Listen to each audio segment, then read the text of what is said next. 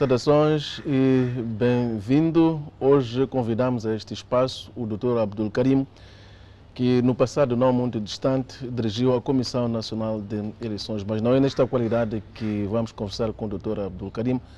Queremos já saber um pouco daquilo que é este cidadão, onde nasce, quando nasce, por onde é que passou, a sua experiência naquilo que foi o mundo da escola, o mundo acadêmico e também passando por esta experiência que teve de dirigir a Comissão Nacional de Eleições. Dr. Abdul Karim, é bem-vindo à família Mídia Mais. Gostávamos de, em primeiro plano, pedir o seu bilhete de identidade. Quem é o cidadão Abdul Karim? Muito obrigado, Sr. Boaventura. Gostaria de agradecer também ao canal Mais por este convite. Eu sou Abdul Karim Nordin Sal, sou nascido na cidade de Maputo a 15 de agosto de 1970 e cresci no populoso bairro do Espamanino. Portanto, os meus pais também são nascidos, portanto, aqui em Maputo. O meu pai em Maputo, a minha mãe na Manhissa. E tive uma infância como uma infância de qualquer criança que nasce e cresce no Espamanino. Toda a gente saberá, nesses tempos, estamos a falar dos anos 70, 80, que o Espamanino era o bairro referência na cidade de Maputo, por vários motivos. Motivos como, por exemplo, o campo de futebol, de onde despontaram grandes jogadores deste país. Portanto, nós não podíamos estar portanto, fora daquele ambiente, não é, de desporto. Acompanhamos todos os torneios que aconteciam lá, os torneios juvenis, os torneios dos séniores e todos esses torneios que aconteciam no bairro do Espamanino. Eu venho de uma família de 7 irmãos, sou, portanto, o quinto. Os meus irmãos, pronto, infelizmente o mais velho já perdeu a vida, mas os outros todos estão em vida, graças a Deus. E estudei, fiz o meu ensino primário na escola primária da Munhoana, que distava a 5 minutos da minha casa. Só para localizar, a minha casa fica bem atrás do Botão Dourado, o famoso Botão Dourado no Espamanino. Então, dali para a escola eram 5 minutos. Fiz o ensino primário na escola primária da Munhoana, depois passei para a escola secundária Noroeste 2, fiz lá 2 anos. Na Noroeste 2 fui escolhido pelo professor Taju para fazer parte da equipe de basquetebol. Entretanto, nessa altura havia, portanto, uma parceria entre a Escola Noroeste 2 e o Grupo Desportivo de Maputo. O professor Hernani, nessa altura, que era o olheiro do Grupo Desportivo, veio lá, acabou me escolhendo para fazer parte da equipe do desportivo. Então, joguei basquetebol também nas camadas iniciais, né, dos iniciados, no Desportivo de Maputo. Enquanto isso, fazia os meus estudos. Da Noroeste 2 passei para a escola secundária de Ilhanguene, onde fiz lá, portanto, a 7ª, 8ª e 9ª, no antigo sistema. E depois, dali da Ilhanguene, passei para a escola secundária da Manhanga, Escola Secundária Francisco Manhanga. Ora, durante esse período, nós também, pela tradição familiar, estávamos muito apegados, portanto, à religião islâmica, somos muçulmanos, então sempre frequentamos as mesquitas ali do bairro, muito em particular a mesquita afro-maometana, que se situa bem atrás do mercado do Espumanini, e a mesquita referência do Espumanini, que é a mesquita Anwaril Islam. Portanto, os meus pais, os meus avós, neste caso o meu avô é um dos cofundadores da Associação Anwaril Islam, e por essa via também frequentávamos muito esta mesquita histórica da cidade de Maputo. Então fui também ganhando gosto pela religião à medida que ia crescendo, ia fazendo os meus estudos seculares, mas também fazia os meus estudos religiosos. Inspirei-me nessa altura pelo falecido Sheikh Abubakar, que é uma pessoa eminente, não é? Em Moçambique, foi o fundador do Conselho Islâmico de Moçambique, e depois o Sheikh Aminuddin, que também nessa altura teria terminado os seus estudos no Paquistão e na Arábia Saudita, teria voltado para Moçambique, e aprendi bastante com eles, e já começou aquele bichinho de, ok, eu também quero fazer esta carreira, não é? Seguir a carreira religiosa. E como tinha uma certa dedicação, acabei, portanto, conseguindo uma bolsa de estudos. Primeiro fui estudar para a Zâmbia, e na Zâmbia havia lá um centro onde se fazia a memorização do Sagrado Alcorão. Então, primeiro fui fazer a memorização do Alcorão. Fiz a memorização do Alcorão em 2 anos. Terminada a memorização do Alcorão, voltei para cá e consegui uma bolsa para estudos na Arábia Saudita. Estamos a falar dos anos 1900, quando fui para a Zâmbia era 1988, 89, regressei, e em 90 parti para a Arábia Saudita. Vivi na Arábia Saudita 9 anos, aprendi lá a língua árabe durante 2 anos, completei o ensino. Quando sai daqui não falava a língua árabe? Quando foi para a Já Arábia tinha Saudita? tinha noções, mas era preciso, para quem vai estudar para uma universidade e que, portanto, tem mesmo que estar preparado com uma língua muito bem profunda, não é? Então, aprendi a língua, concluí o meu ensino secundário lá e depois entrei para a faculdade, mais 4 anos, enfim, fiz o ensino, portanto, superior na Arábia Saudita. Em 1999 regresso para o país. E sou integrado no Conselho Islâmico de Moçambique, que é a instituição que tratou de, enfim, de me enviar para o estrangeiro para fazer os estudos.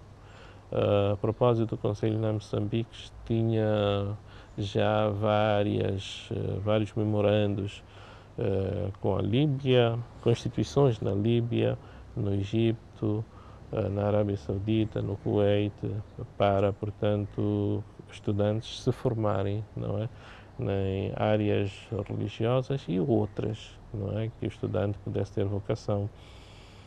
De tal sorte que fui um dos beneficiários dos estudos na Arábia Saudita e sou integrado no Conselho Islâmico em 99, 2000, quando regressei para o país. Foi num momento difícil, naturalmente, porque eu era bastante jovem nessa altura, não é? Não tinha experiência nenhuma de trabalho, tinha acabado de chegar, portanto, dos estudos. Significa que esta integração, para considerá-la difícil, teve em vista ocupar algum cargo? Exatamente por isso. Quando dizia que não tinha experiência nenhuma, é que depois do meu regresso, 1 ano depois, houve uma Assembleia Geral do Conselho Islâmico de Moçambique, onde eu fui eleito vice-presidente da instituição para os assuntos religiosos e sociais. Concorreu para isso? Não concorri, não. Como é que é feito o processo de eleição? Na altura, portanto, os mais velhos sentavam entre eles e faziam lá as listas, e, enfim, propunham as pessoas que deviam fazer parte das listas. Mas já consulta prévia? Naturalmente que há, e nessa altura também houve consultas, mas, bom, considerei um desafio interessante. Se eu pudesse dar o meu contributo para a instituição crescer e tudo isso, eu faria da melhor forma e a partir daquilo que são os meus conhecimentos e tudo isso. Então foi o que eu de facto fiz, assumi o desafio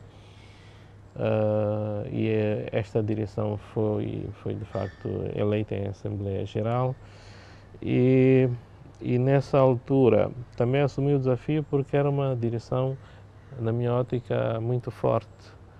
Tínhamos lá pessoas como o Sr. Kamal da Cir Motors e outras pessoas que tinham, portanto, alguns juristas e tudo isso. Então, sentia-me bem, sentia-me protegido e podia aprender com pessoas que já tinham uma carreira já feita em vários domínios da vida. E como é que chega a secretário-geral deste organismo? Eu chego a secretário-geral depois de muitos anos. Chego a secretário-geral depois de muitos anos de vice-presidência em assuntos religiosos e sociais e, de facto, esta área religiosa e a área social, parecendo que não eram o principal escopo da organização.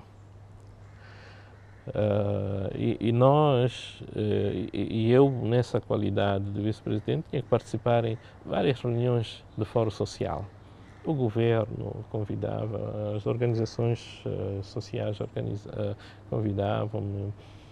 Por outro lado, na área religiosa também era convidado dentro e fora do país, enfim. E desse modo fui ganhando alguma experiência. E quando houve, portanto, uma outra Assembleia Geral, penso eu que não houve dúvida nenhuma por parte dos membros de me, enfim, lançarem para este cargo de secretário-geral. Mas isso não significa que não tivesse concorrência. Naturalmente, a concorrência existe em qualquer organização social.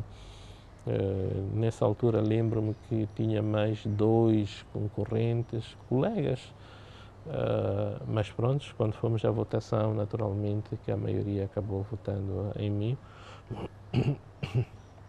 Então, foi um processo em que constituiu agora um desafio, não é? Um desafio maior, porque agora tinha que olhar para todas as áreas da instituição e tinha que orientar os vários setores e os encarregados por esses setores. Mas acho que é um cargo extremamente desafiante, difícil, deve-se dizer, difícil, porque nós estamos num país laico, estamos num país onde a religião islâmica não é maioritária, estamos num país onde a religião islâmica, durante o tempo colonial, foi relegada ao segundo plano. Então é preciso fazer muito esforço para que haja, portanto, uma certa igualdade, diria igualdade em termos de representatividade, em termos de, enfim, e por que não mesmo em termos de números, não é? Para falar bem em termos de números, é importante. Qual é a porcentagem que ocupa? Ora, esta questão das percentagens é uma questão, de certo modo, polémica, porque se nós formos olhar para aquilo que são as últimas estatísticas publicadas, falam em cerca de 18%, não é? Mas nós, como muçulmanos, achamos que há algum problema com as estatísticas, entanto que tal. Nós pensamos que somos muito mais do que isso. Nós pensamos que devemos ser 40% por aí, não é? Considerando vários fatores, se olhar para as províncias do norte, são maioritariamente muçulmanas, e é onde reside a maior parte da população de Moçambique. Então, esse é um fator muito interessante. O outro fator tem a ver com a questão dos nomes, que nós pensamos que, por exemplo, quando se questiona o nome de alguém e a pessoa diz, eu chamo-me Adelino, então assume-se que não, é cristão. É cristão. Não, para ser muçulmano tinha que ser o Ahmad, o Mohamed, o Abdul e tal. Eu penso que também isto devia ser motivo de alguma preocupação por parte das autoridades da estatística durante o período das entrevistas que eles fazem às famílias, tudo isso, e não assumirem, portanto, que as pessoas pelos nomes identificam a sua religiosidade. E não é, nem todos os Abdus são muçulmanos, nem todos os Ahmadis são muçulmanos, do mesmo modo que nem todos os Adelinos, Albertos são cristãos, não é? A religiosidade, ela tem a ver com aquilo que a pessoa tem dentro de si, no seu coração. Então, a questão sobre a religião tem que ser uma questão aberta, não é? A pessoa tem que ser colocada. Qual é a sua religião? Conforme vem ali naquele guião, não é? A pessoa diz, eu sou muçulmano, não, eu sou cristão, ou eu sou isto, mas aquilo. Mas pronto, isso não é um problema de maior, não é? Não faz, para nós como país, como Moçambique, não é um problema. O grande problema está em que as pessoas, sejam elas cristãs, sejam elas muçulmanas, elas de facto assumam, não é, aqueles ensinamentos, aqueles bons e nobres ensinamentos que lhes são transmitidos pelo seu prelado, não é? Tanto os cristãos advogam princípios universais positivos, como os muçulmanos também apregoam esses princípios universais. Então, é aqui que reside, não é?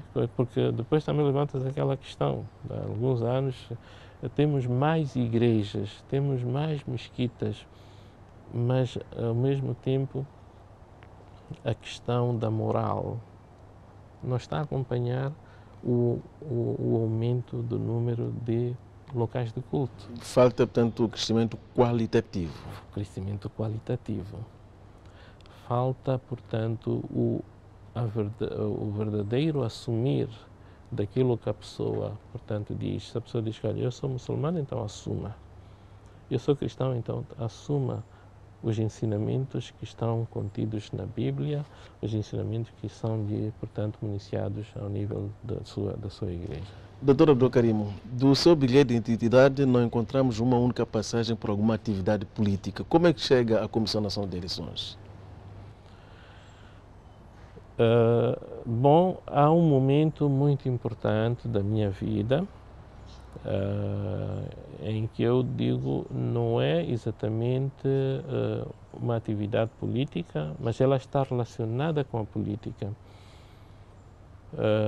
No longínquo ano de 2003, várias organizações da sociedade civil, depois de 2 ou 3 anos de vários debates e discussões devido aos acontecimentos de Montepuez de 1999, depois daquelas eleições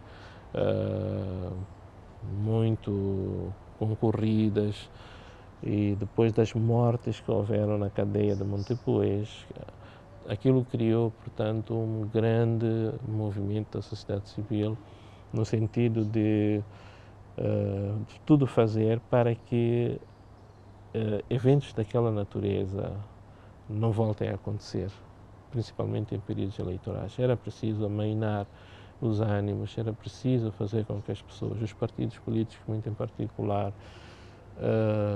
participassem em processos eleitorais, mas de uma forma mais tranquila, sossegada, sem enveredar pelo caminho da violência. Então, nós trabalhamos em conjunto com assessorias de várias, pessoas interessadas de dentro e de fora do país. e com exemplos de participação da sociedade civil em processos eleitorais que já era uma realidade, por exemplo, no Ghana, era uma realidade, por exemplo, no Quênia e em outros países africanos, que organizações da sociedade civil se encontravam e tudo faziam para, portanto, apoiar os partidos políticos, os órgãos de administração eleitoral durante os períodos eleitorais. E foi o que aconteceu, de facto, em Moçambique. Nós, depois de 99, fomos discutindo bastante isto. Eu, nessa altura, na qualidade de vice-presidente do Conselho de Âmbito para Assuntos Religiosos e Sociais, também participei bastante nestas discussões, até que em 2003 acabamos formando uma coligação que foi conhecida bastante na altura por Observatório Eleitoral. Nessa altura, esta coligação era dirigida pelo professor Dr. Brazão Mazula, e a partir desse momento passamos, portanto, a fazer um trabalho muito ligado aos partidos políticos. Tínhamos encontros com os dirigentes de todos os partidos políticos, fazíamos seminários, fazíamos, enfim, vários tipos de eventos, fazíamos a observação eleitoral em períodos de recenseamento eleitoral, em períodos de... E expandimos a organização para o país inteiro. Então, esta organização tinha como fim, portanto, criar não somente a tranquilidade em processos eleitorais, mas também garantir essa transparência e a lisura eleitoral. Nós trabalhamos durante esse período todo, e enquanto eu trabalhava no Observatório Eleitoral, eu tinha, como disse, em todo o meu percurso académico, tinha, digamos, uma inclinação mais religiosa do que outra coisa. Então, achava que era importante aprender mais alguma coisa. E eis que, através de um grande amigo, o Dr. Zefanias, que trabalhava para o EISA nessa altura, eu dizia que queria fazer um mestrado na UEM, numa das faculdades lá. Ele dizia: não, tu tens que vir para a nossa faculdade, a Faculdade de Letras e Ciências Sociais, e nós temos ali o Departamento de Ciências Políticas e tal, e vamos lançar um mestrado sobre governação e administração pública e governação. E ali tens módulos sobre a democracia e tudo isto, então é um bom sítio para tu estares. Então lá esperei até que eles lançaram, fui concorrer e de facto acabei fazendo o meu mestrado nessa área de governação e administração pública, com um enfoque muito particular sobre a democracia, e acabei fazendo uma defesa sobre a observação eleitoral, que era a área que eu estava nessa altura a trabalhar. Portanto, e a partir desse momento, e com este trabalho do Observatório Eleitoral, em 2013 é quando, portanto, é aberto o concurso público para que as pessoas da sociedade civil que queiram fazer parte da Comissão Nacional de Eleições fossem candidatadas. E é curioso que eu sou candidatado mesmo a partir do Observatório Eleitoral, deste fórum, não é? Que tinha várias organizações, uma delas que era o SED, e é o SED que me candidata, portanto. Bom, é desse percurso de sensivelmente 12, 13 anos que eu estive a trabalhar em processos eleitorais, que eu passo para a Comissão Nacional de Eleições. Mas também era importante, se calhar, fazer referência aqui que não precisamos de trabalhar na área política para estarmos na Comissão Nacional de Eleições. Evidentemente. Não é?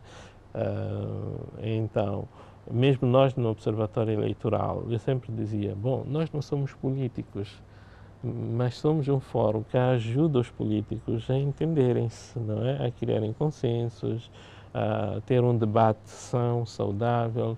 Nós criamos esse fórum para que os políticos viessem, cada um colocasse as suas ideias, porque de uma forma organizada, de uma forma coerente, Porque uma coisa é eles, os políticos, saírem para os órgãos de comunicação e fazerem entrevistas bombásticas e agitarem a população.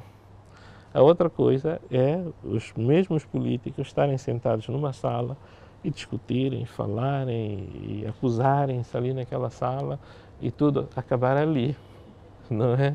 Então, não transpira para o povo, não agita a população continua a dizer que não, eu sou do partido tal e eu vou votar no candidato tal. Mas longe de perturbações, não é? Das declarações bombásticas que muitas vezes assistimos. Chega presidente da CNE por vontade própria ou foi por indicação dos seus mentores? Bem, na verdade, tive, não digo a presidente, porque a presidente já é uma outra fase de todo o processo. A membro da Comissão Nacional de Eleições, que é esta parte mais importante. Eu fui indicado pelos meus mentores mais velhos com quem eu trabalhava, não é? Portanto, nessa altura não fazia parte das minhas prioridades nem vontade de fazer parte da Comissão Nacional de Eleições. E aceitou com naturalidade? Não aceitei com naturalidade, não. Foi um processo, na verdade, que, pronto, nessa altura houve muitos debates, muitas discussões e tal, enfim, e devo dizer, o meu professor, como o considero até hoje professor e mentor nesta área de observação e na área de contactos políticos e diplomáticos, o meu professor, Dr. Brazão Mazula, acabou me convencendo que a minha candidatura para membro da Comissão Nacional de Eleições... Convenceu ou venceu? Não, convenceu-me, sim, convenceu-me. Nessa altura trouxe argumentos e, de facto, acabei entrando para a Comissão Nacional de Eleições e lá depois seguiu-se o outro processo, que é o processo, portanto, da escolha, seleção e, portanto, e votação para o presidente da Comissão Nacional. Que argumentos é que o professor Dr. Brazão Mazula usou para o convencer das suas virtudes que ele viu em si? O professor Dr. Brazão Mazula, na altura, dizia, bom, a situação é tensa. Nós, como eu disse, saímos das eleições de 99, não é? E depois tínhamos as eleições de 2013. Enfim, havia o receio de se reeditarem aqueles conflitos anteriores.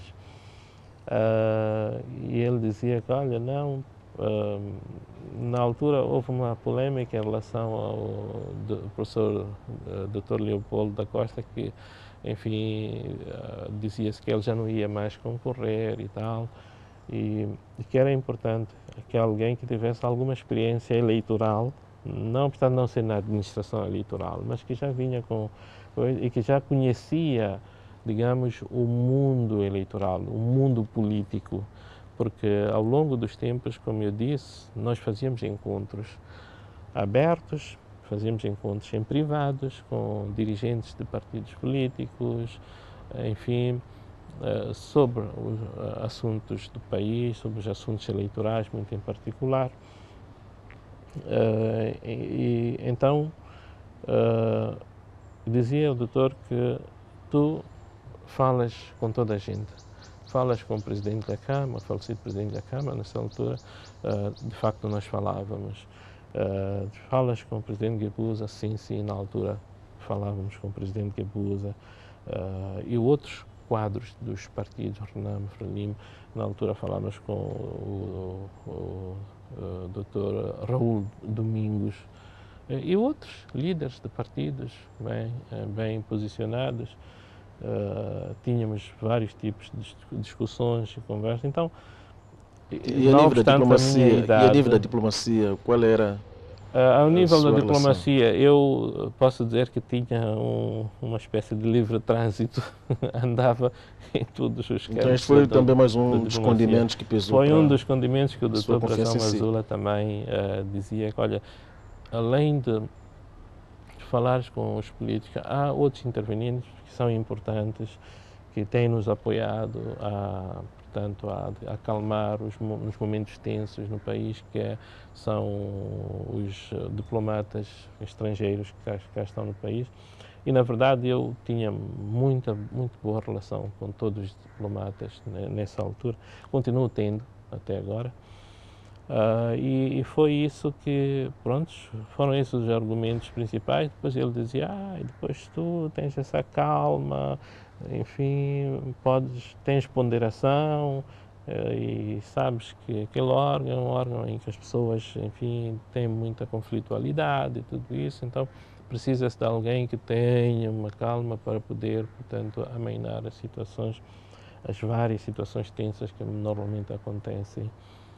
Pronto, acabei aceitando e fui, de facto. E nestes 8 anos em que dirige a CNE, terá passado por alguma situação de alguma pressão? Olha, só estar na CNE já é pressão. Só estar na CNE já é motivo de pressão, porque a CNE é um órgão que acaba, não é, deliberando sobre questões relativas ao poder. Tá, é uma coisa. Agora, então a pessoa fica pressionada constantemente porque tem que fazer tudo bem. O recenseamento tem que correr bem. A inscrição dos partidos políticos tem que correr bem. Haja condições ou não haja condições, a pessoa tem que fazer das tripas coração para que as coisas saiam bem. Isto é uma pressão enorme. Não é uma pressão, muitas vezes as pessoas pensam que a pressão é uma pressão meramente política. Não, é uma pressão social também. Quer dizer, se nós não fizermos bem o recenseamento eleitoral, as populações não se sentirem incluídas, não é? Não, porque o posto de recenseamento estava a 10 km daqui e não trouxeram um posto para nós recensear. Isso é um motivo de grande preocupação para quem está a dirigir o órgão. Então, a pressão do trabalho é enormíssima. E por isso é que nós, em todos os momentos, fomos pedindo apoio aos órgãos de comunicação social, aos próprios partidos políticos, para que nos apoiassem no sentido de que os processos corressem da melhor forma possível, para aliviar um pouco a pressão de nós e partilhamos essa pressão com todos os outros, porque afinal de contas os processos eleitorais não são propriedade exclusiva dos órgãos de gestão eleitoral. Os processos eleitorais, por mais que os órgãos de gestão eleitoral sejam os mais isentos, os mais transparentes, os mais profissionais, mas se os partidos políticos não se comportarem no terreno, andarem em pancadaria e criarem cenas de violência, aquele processo não vai ser conotado com a transparência, com a lisura, com todos esses aspectos. Quando é nomeado presidente da CNE, teve ocasião de se avistar com o falecido presidente da RNAMO, o Sr. Afonso da Câmara, e se sim, o que ele pediu assim? Tive a ocasião, sim, de me avistar com o falecido presidente da RNAMO, o presidente da Câmara. A pedido de quem? Dele ou do Dr. Abdulkarim? A pedido dele, de facto. E nessa altura o presidente da Câmara manifestou uma satisfação enorme por eu estar no posto de presidente, manifestou uma confiança enorme em mim como presidente da Comissão Nacional de Eleições.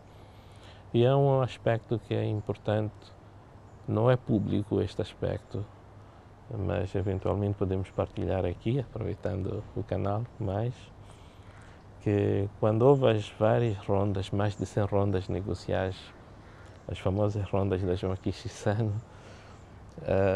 um dos pontos em que se discutiu era se o presidente Abdulkarim continuava ou não como presidente da Comissão Nacional de Eleições.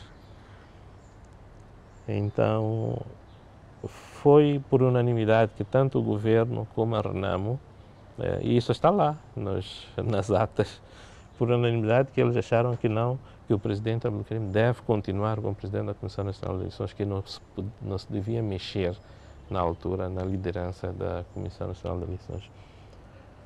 Eu sinto-me lisonjeado por esse facto, o facto do governo na altura e o partido Renamo, naquela tensão, naquelas discussões todas, terem pensado que o presidente Abdelkarim era a pessoa De consenso. que devia continuar a dirigir os órgãos de gestão eleitoral naquele momento. Eu digo isto agora porque tenho lido, tenho ouvido muitas críticas aqui e acolá sobre várias coisas que se fala, porque não, lá está, porque este presidente foi posto assim, foi colocado assim, não sei o quê.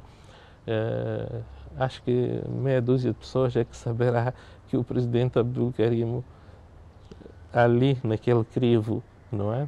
Porque havia aquela negociação.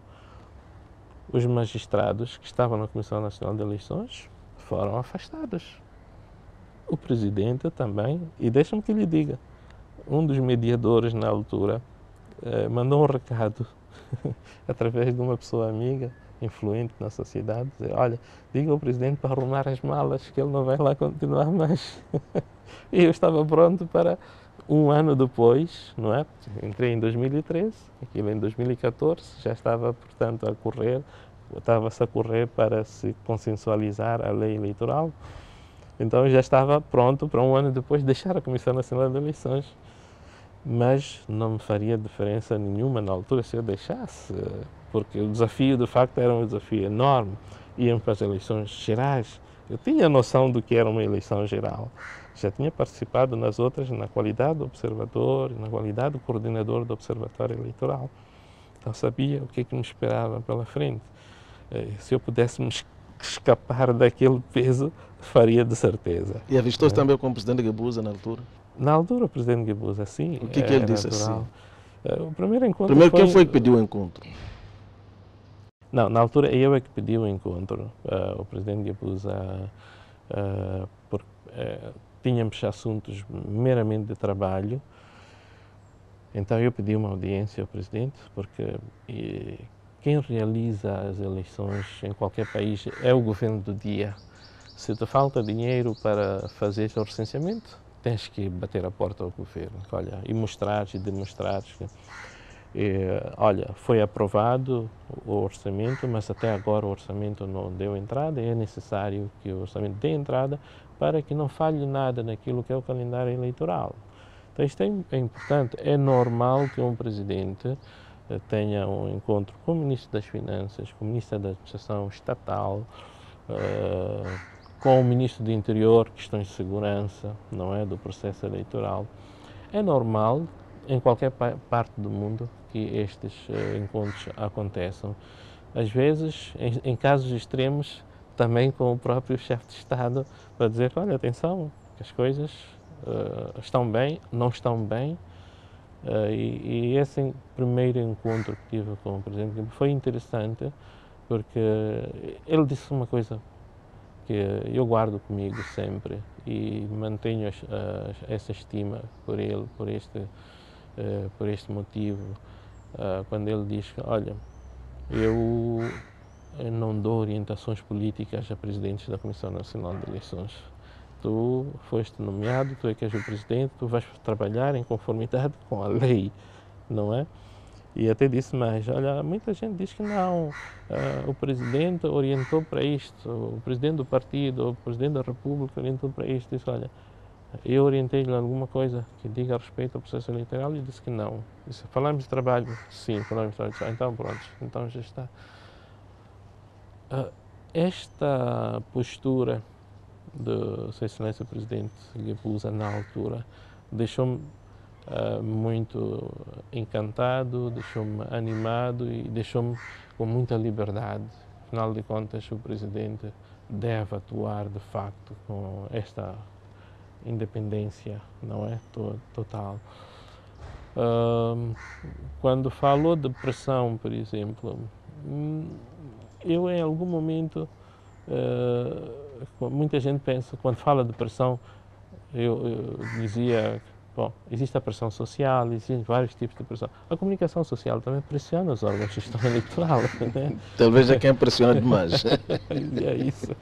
Mas, enfim, os partidos políticos pressionam, sim, senhora. Todos eles, sim, todos eles. A gente, quando vai aos encontros com os partidos políticos, cada um tenta puxar a brasa para a sua sardinha. E quem está no meio, quem está no centro do furacão é sempre os órgãos de gestão eleitoral. Então, não há nenhum partido político que possa dizer que não, nós não exercemos pressão sobre os órgãos. Não, exercem todos eles, não é? Mas, pronto, em relação a esse encontro, acho que foi um encontro muito, muito bom, encontro interessante e, de facto, nessa altura, trabalhamos com muita liberdade e tivemos todo o apoio necessário. E depois, naturalmente, com o novo governo, continuamos com a mesma toada. Mas parece-me que o presidente Armando Guebuza também o alertou sobre a força do poder econômico. O que ele disse mesmo? Não, o presidente Guebuza era uma pessoa, portanto, que tinha já estava mais ou menos, digamos, aquele era o último mandato, então ele já conhecia todos os cantos da casa, digamos. Então ele dizia que, bom, o processo eleitoral não se trata somente de questões políticas, não se trata somente de ganhar poder. Também, à ilharga do processo eleitoral, há pessoas também que estão para ganhar dinheiro.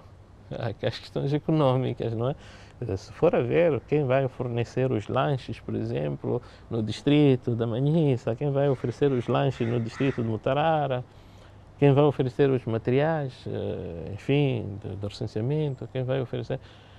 Há interesses vários, não é? Portanto, as pessoas, naturalmente, que vão concorrer na base dos concursos públicos que nós lançamos, e nessa concorrência há quem há de vir dizer que, olha, não, eu tenho orientações, há orientações do lado A, orientações do lado B, para ser eu, para ser Chu, para ser... Ele dizia, olha, atenção, não há esse tipo de orientações, pelo menos no partido que eu dirijo.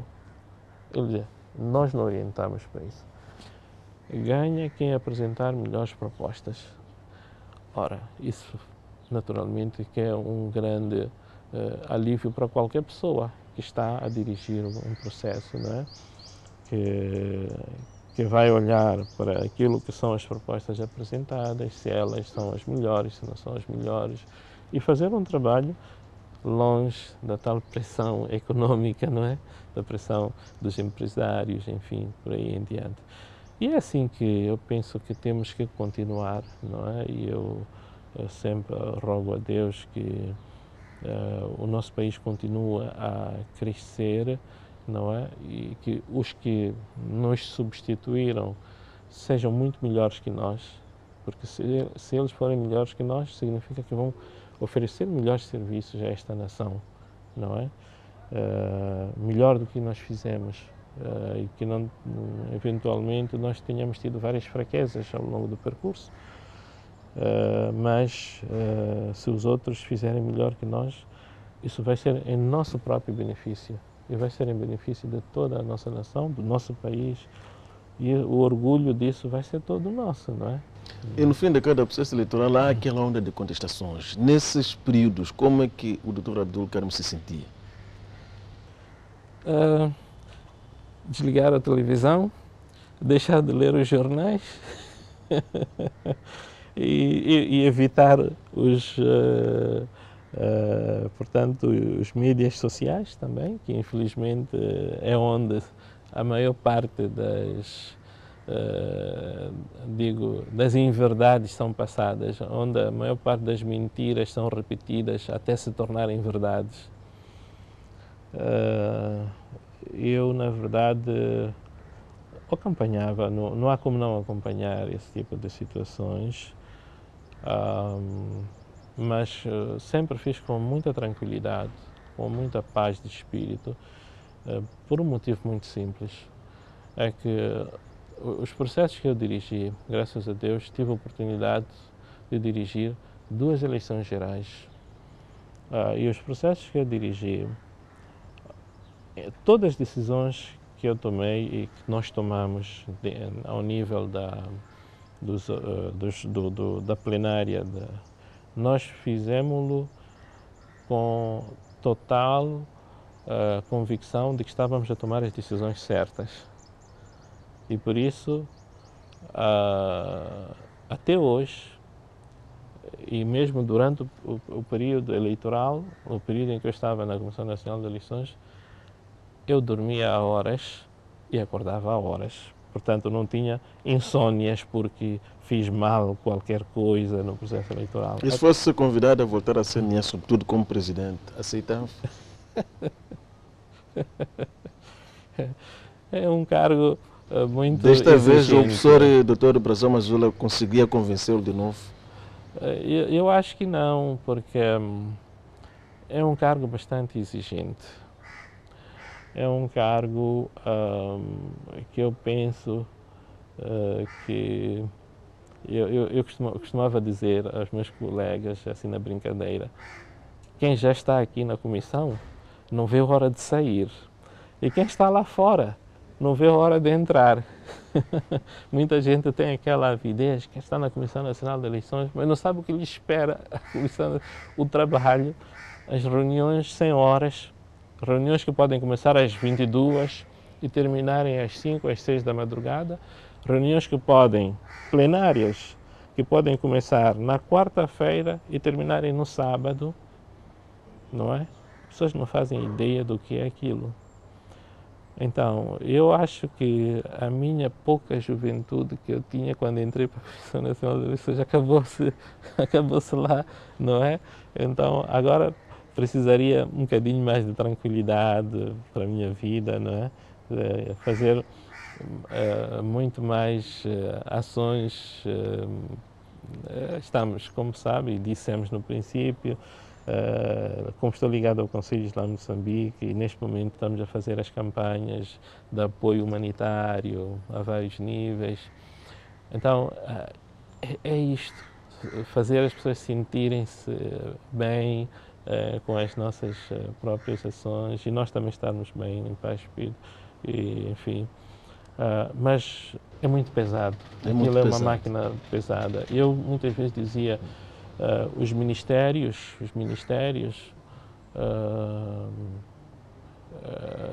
não se podem comparar à Comissão Nacional de Eleições, mesmo pelo volume, pelo número de pessoas envolvidas, principalmente nos anos eleitorais. Aquilo ultrapassa, são milhares de pessoas e todas aquelas pessoas estão debaixo das suas ordens. Então não é fácil gerir estas milhares de pessoas que entram para o processo eleitoral durante os períodos eleitorais. É uma responsabilidade muito grande. Até que ponto o cargo de presidente da Comissão Nacional de Eleições implicou a perda de algumas liberdades pessoais? Bem, qualquer cargo público, ele tem estas facetas, não é? A pessoa tem que andar com uma proteção pessoal, não é? Muitas vezes a pessoa deixa de conduzir, é conduzido. Eu nunca tinha sido conduzido, por exemplo, sempre gostei desde a minha infância. A propósito, eu comecei a conduzir com os meus 13 anos de idade, comecei a andar de moto com os meus 9 anos de idade, então sempre conduzi pessoalmente. Então, estas coisas da pessoa estar a dirigir um certo setor, num cargo desta dimensão, naturalmente que depois coloca a pessoa nestes protocolos que têm que ser observados. A pessoa, por exemplo, quer viajar, mesmo em família, daqui para ir visitar os familiares noutra província, por exemplo, então tem que ir acompanhado, não é? Pela segurança, tudo isso. Então, é bom, a pessoa sente-se mais tranquila, tem segurança, mas também perde algumas liberdades. Não é? A pessoa vai à praia e tal, está ali. Não tem que dar satisfações prévias. tem que estar ali alguém para ver. E chegou a cumprir com rigor esta exigência, dar satisfações prévias e saber ouvir quando era desaconselhado a visitar um certo local. Houve momentos que... Não, sempre que eu fui aconselhado, soube cumprir. Mas não posso afirmar o mesmo, dizer que cumpri na íntegra no que diz respeito à disciplina diária. Não pode ser verdade. Eu, em algum momento, conduzi pessoalmente, dispensei os motoristas. Mas depois não foi advertido? Já fui advertido, em alguns momentos fui advertido. Mesmo por questões de segurança, é sempre importante que a pessoa tenha os cuidados necessários, né? Mas a natureza do meu próprio trabalho também religioso, muitas vezes, às vezes já sabe, temos aqueles momentos em que nós podemos ficar na mesquita, por exemplo, o mês de Ramadã, vamos ficar na mesquita com os programas noturnos até as 22, até as 23 horas da madrugada.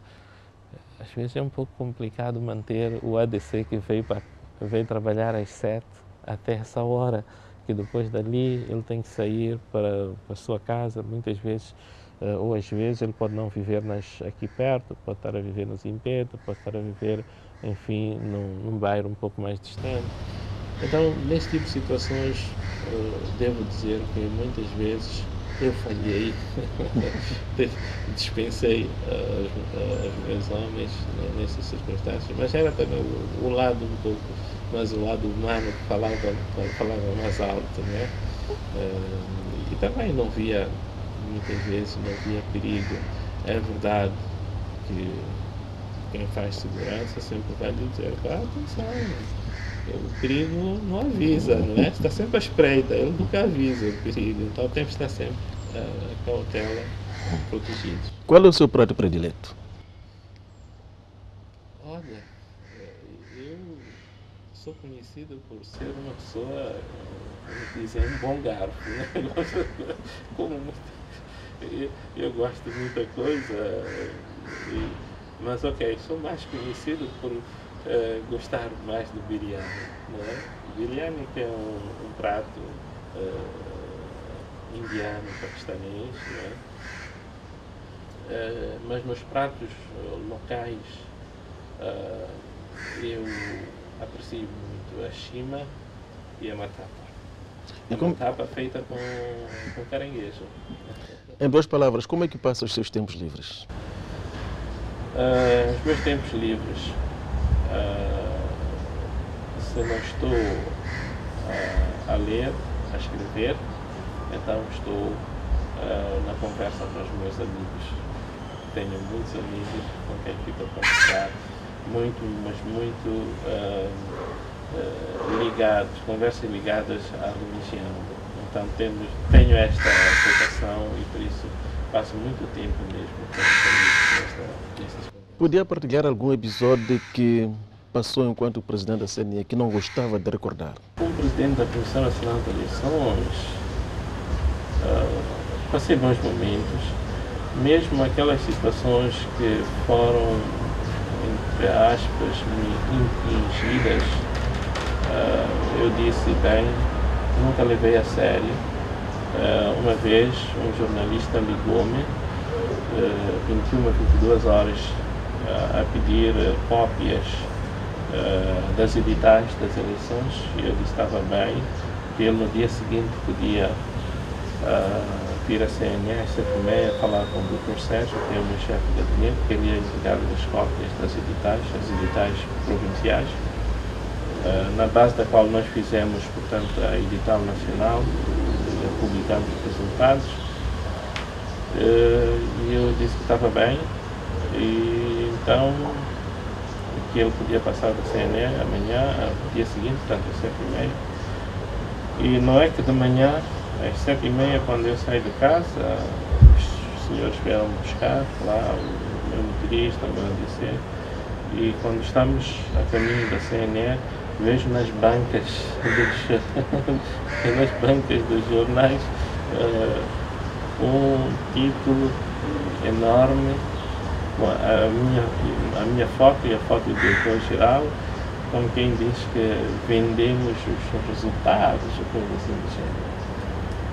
Fiquei admirado que o jornalista daquele órgão teria ligado para mim na noite anterior a pedir como é que chama, as cópias dos resultados, mas no dia seguinte, imediatamente às 7h30, já estavam as nossas imagens estampadas lá no jornal. O que fez-me perceber a falta de seriedade ou daquele órgão ou daquele jornalista. Porque se ele falou comigo, ainda mandou mensagem, eu ainda guardo aquele telemóvel até hoje. Qualquer dia, se for necessário provar, já lá, ainda guardo as mensagens, estão todas lá. E depois construiu-se uma narrativa de não existência de editais provinciais, e que nós inventamos resultados na Comissão Nacional de Eleições. E essa narrativa foi sendo repetidas vezes, passadas no mesmo canal, e depois outros jornais, 3, 4 semanas, também começaram a fazer. Então aquilo que eu digo, uma mentira repetida várias vezes, acaba se tornando uma verdade.